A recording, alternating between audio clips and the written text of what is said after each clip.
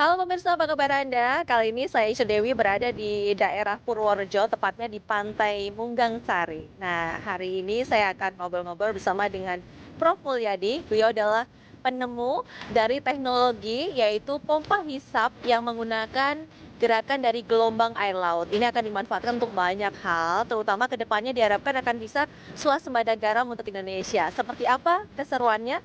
Simak liputan saya sebentar.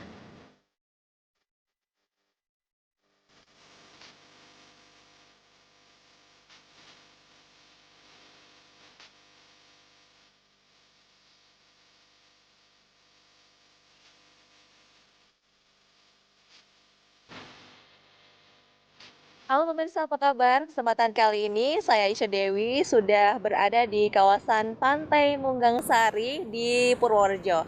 Nah, hari ini saya akan ngobrol-ngobrol bersama dengan seorang penemu teknologi baru di dunia yang tentunya kita harapkan akan bisa memberikan banyak manfaat positif bagi kehidupan kita ke depannya. Saya bersama dengan Prof. Mulyadi, ini penemu teknologi pompa air laut yang nantinya akan digunakan untuk banyak hal. Kita akan langsung ngobrol dengan beliau. Halo Prof, apa kabar? Alhamdulillah saya Sehat ya sehat Prof ya? dan pagi ini saya bisa ke Pantai Tawang. Oke, baik Prof, bisa diceritakan nih tentang teknologi baru di dunia ini yaitu pompa hisap air laut ini seperti apa Prof? Ya. Jadi konsep dasar daripada pompa ini adalah kalau kita pompa minyak dari drum, maka penggerak pompa itu adalah tangan saya. Ya. Saya melihat di laut, Tuhan memberikan suatu energi gelombang yang sangat tinggi. Kita sebagai manusia yang diberi otak oleh Tuhan, mengapa otak kita kok tidak digunakan untuk memanfaatkan karunia? Tuhan memberikan gelombang air laut yang energi murah, tidak kita manfaatkan. Pompa hisap saya ini adalah suatu pompa yang digerakkan dengan energi gelombang air laut. Di sini tanpa menggunakan bahan bakar apapun. Oke. Manfaat yang saya harapkan dari pompa ini bila uji coba yang kami buat di Pantai Munggang Sari ini, yang akan saya jadikan sebagai suatu laboratorium percontohan lapangan dalam memanfaatkan pompa saya. Pertama, untuk pembuatan garam. Kedua, untuk budidaya udang lobster yang mahal harganya. Ya, betul sekali. Dan yang ketiga, nanti kalau kapasitas pompa saya besarkan, akan saya gunakan untuk penggerak generator pembangkit tenaga listrik. Nah, nantinya kalau pompa yang besar itu, setelah untuk memutar generator, airnya tidak saya buang, tetapi saya manfaatkan untuk pembuatan garam dan budidaya udang.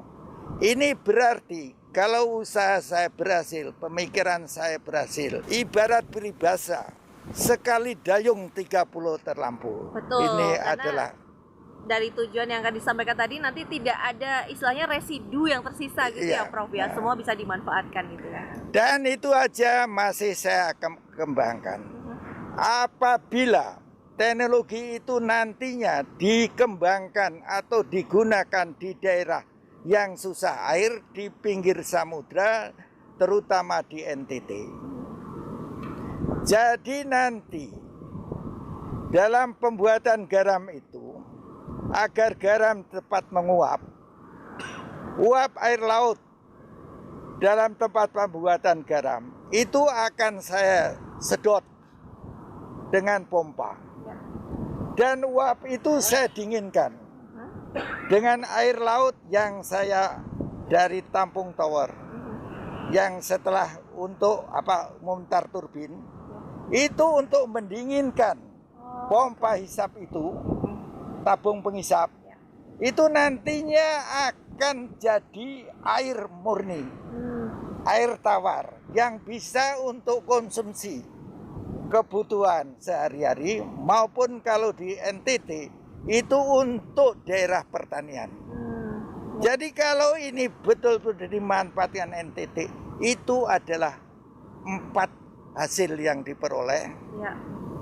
Listrik, garam, udang atau ikan, dan air tawar. Air yang bisa digunakan oleh masyarakat ya. Ini penelitian sudah sejak kapan waktu itu sebelum kemudian ini diuji cobakan ini, Prof? Jadi uji coba kira-kira penelitian 1,5 tahun yang lalu. Ini adalah biaya sendiri saya sebagai anak bangsa. Uji coba yang saya lakukan adalah bulan September tahun yang lalu, saya uji di Watu Kodok, Gunung Kidul. Pas gini, Bro. Kita main acara deh.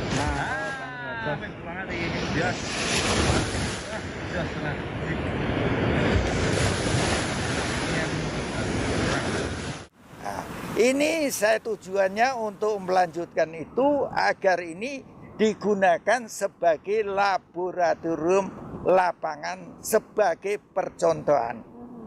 Kemudian kalau saat ini memilih untuk menggunakan Pantai Munggang Sari sebagai laboratorium itu latar belakangnya apa, Prof?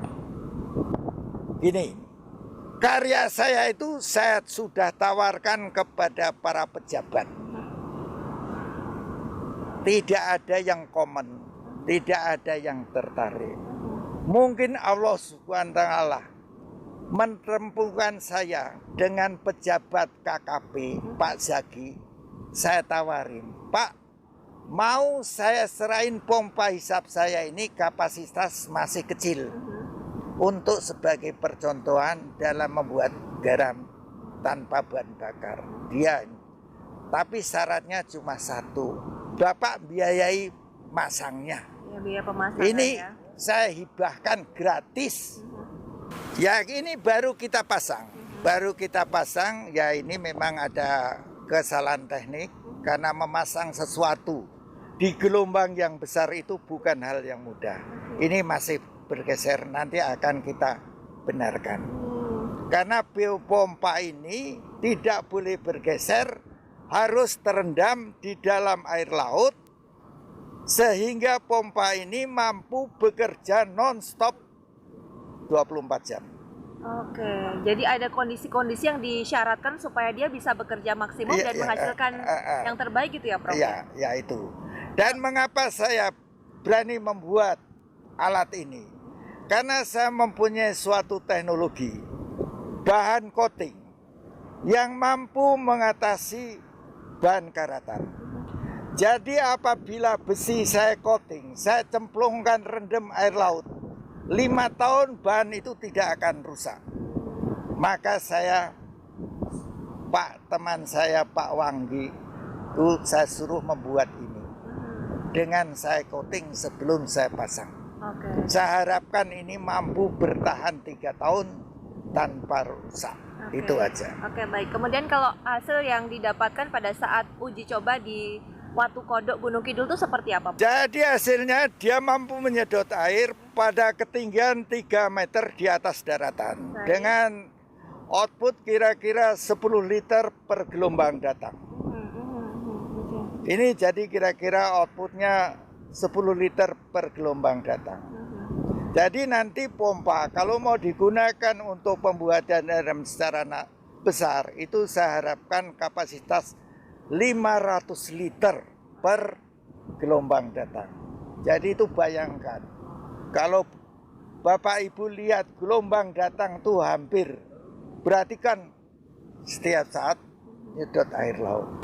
Prof, apakah kedepannya Prof ada target gitu, misalnya ini untuk pengembangan itu ada skala misalnya tahun depan atau berapa tahun lagi itu ada pemikiran akan sudah ada target harus sebesar apa gitu usaha ini? Jadi seandainya ini nanti berhasil dan saya hari ini ketemu Pak Zaki, saya harapkan tahun depan bisa direalisasi yang 500 liter per gelombang datang dalam rangka memenuhi kebutuhan garam nasional. Alangkah baiknya kalau Pemda atau daerah ini mau menyediakan tanah, alangkah baiknya sekali karena ini lokasinya bagus. Ya, kalau untuk kebutuhan sendiri untuk bisa mencapai target, apa yang masih diperlukan, Prof? Selain tentunya diperlukan ada alokasi anggaran juga untuk mengembangkannya. Kalau saya rasa ya masih ada pengembangan. Jadi gini, tujuan pembuatan garam ini adalah membuat garam cepat, biaya murah. Jadi dengan gelombang saya tidak pakai bahan bakar BBM. Ramah lingkungan ya, Prof? Terus yang kedua, cepat. Nanti akan saya manfaatkan. Seandainya yang 500 liter itu digunakan, sebelum saya gunakan untuk membuat garam, itu air saya naikkan 15 meter ketinggian. Terus saya lepas dari tangki untuk memutar turbin. Saya akan mendapatkan listrik. Ya. Listrik itu nanti saya gunakan untuk manasi bak pembuat garam yang tingkat terakhir. Oke. Yang sudah 90% airnya diuapkan. Supaya proses jadi garamnya cepat.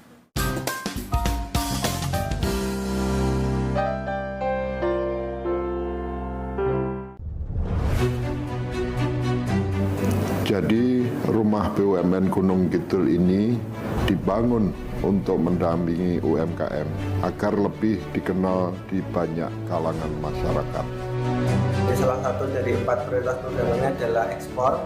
Kemudian kami dapat tawaran dari PLN untuk mengikuti pameran di Pasar Senggol Turki. Untuk PLN kami menyampaikan yang pertama terima kasih atas kesempatannya selama ini. Jadi selama 2 tahun ini kami diajak untuk ikut pameran G20, kemudian kami diajak untuk kemarin pameran di Turki. Kami berharap rumah BUMN Gunung Kidul binaan PT PLN Persero dapat menjadi wadah bagi UMKM di Yogyakarta dan sekitarnya. Rumah BUMN Gunung Kidul dari Yogyakarta untuk dunia. Amicom, a private entrepreneurial model university by UNESCO. International Program 80 International Award. Prodi Prospektif di era ekonomi kreatif. Gold Rem Award dan Grand Prize Sikap. Battle of Surabaya. Universitas Amicom Yogyakarta. Creative Economy Park. Ojo lali nonton leles setengah 6, ketuk setengah 7. Lah, kuwi cetok. Acarane nanti Acaranya nang RBTV.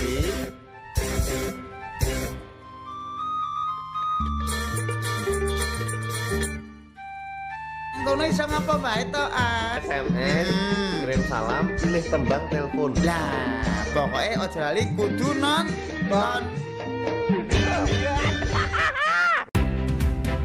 Perbarui informasi Anda bersama kami. Kabar seputar DIY dan Jawa Tengah kami rangkum untuk Anda.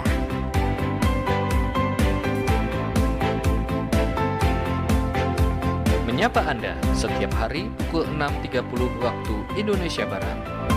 Kabar Jogja, inspiratif dan terpercaya. Topik yang menarik dan juga kekinian akan dibahas dalam program Obrolan Pagi, mulai dari ekonomi, sosial, politik, kebudayaan, hingga kesehatan. Obrolan Pagi menyapa Anda setiap hari Senin sampai Jumat pukul 10 waktu Indonesia Barat hanya di RBTV Asli Jogja.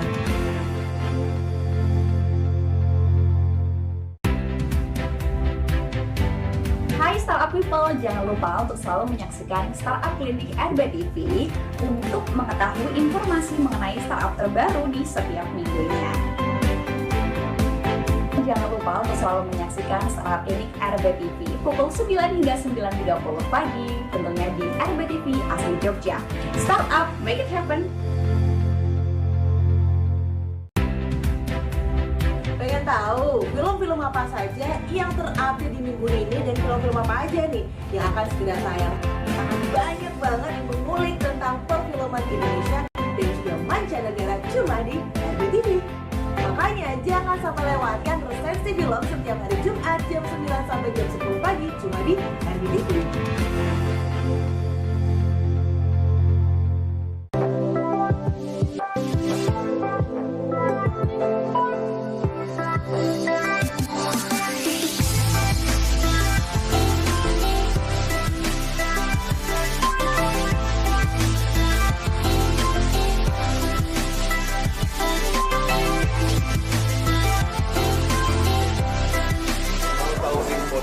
Musik terkini, simak terus Musik Box hari Sabtu hanya di RBTV Asli Jogja.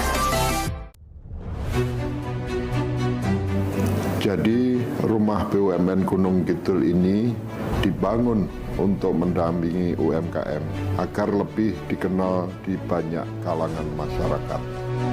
Salah satu dari 4 prioritas programnya adalah ekspor. Kemudian kami dapat tawaran dari PLN untuk mengikuti pameran di Pasar Senggol Turki.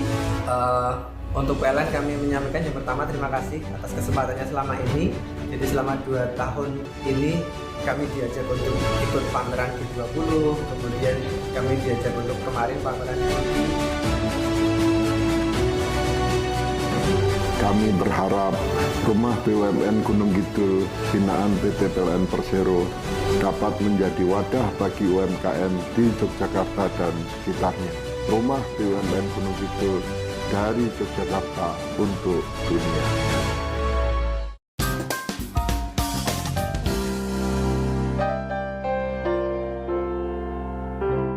Di sini kita dari bengkel Rekayasa Uang Diwe yang beralamat di Cambahan, Nogotirto, Gamping, Sleman, Yogyakarta. Ini bengkel rekayasa untuk menangani masalah-masalah semuanya. Terutama di sini kita merancang dan membuat pompa dengan tenaga gelombang. Insya Allah dengan rekayasa ini maka nantinya di seluruh Indonesia saya kira akan tertarik, terutama dari Dinas Kelautan ya. Karena apa? Karena fungsinya banyak sekali, bisa untuk membuat garam ya setelah dipompa di atas, bisa untuk memenuhi air dari tambak-tambak yang ada di Indonesia, dan bisa juga menghasilkan listrik secara alami karena adanya pompa dari tenaga gelombang air laut. Memang ide pertama kali itu disampaikan oleh beliau Bapak Dr. Andes Mulyadi. Tapi untuk semuanya yang secara teknik kita sendiri yang merancang sampai percobaan. Yang pertama kali dulu saya coba itu ada di Pantai Kodok. Alhamdulillah di sana bisa mengalirkan sampai ketinggian 3 meter. Dan ini percobaan lagi di Purworejo di Dusun Mangunsari. Alhamdulillah kita pasang. Dan mengenai keadaan secara teknis, yaitu kita pakai kerangka UNP 8 yang sudah di coating, maka tidak akan terjadi karat lagi ya. Setelah itu kita buatkan untuk pompanya. Memang pompa ini seperti pompa biasa, kita menggunakan 2 klep ya, klep masuk sama klep keluar. Yang klep keluar itu ada di bagian bawah, supaya air yang masuk ke dalam tabung itu akan keluar semua. Setelah itu kita kasih untuk tabung keluar dengan menggunakan selang berukuran 2 in. Tenaga gelombangnya yaitu difungsikan untuk menarik air dan mendorong untuk memompa. Jadi gerakan pada waktu gelombang datang adalah memompa, dan gelombang balik ya, gelombang balik ini akan menyedot air laut yang masuk di bagian atas valve one way, yang itu istilahnya klep ya, klep masuk ke situ. Setelah gelombang datang lagi ya, maka air yang ada di dalam tabung tadi akan terpompa untuk naik ke atas. Jadi dengan adanya gelombang ini, maka pompa itu akan bekerja dengan sebaik-baiknya. Alhamdulillah, nanti fungsi dari pemompaan air laut ini maka akan bisa dipakai sebagai pembuatan garam, yang sekarang itu kita juga prihatin bahwa garam di Indonesia ini sekarang impor. Nah, kalau dengan adanya alat ya pompa dengan tenaga gelombang, kita tidak akan mengeluarkan biaya lagi setelah pembelian atau pembuatan alat yang awal. Jadi istilahnya modal awalnya dulu untuk pembuatan alat, setelah itu tenaga untuk memompa adalah dengan tenaga gelombang. Saya kira garis besar seperti itu.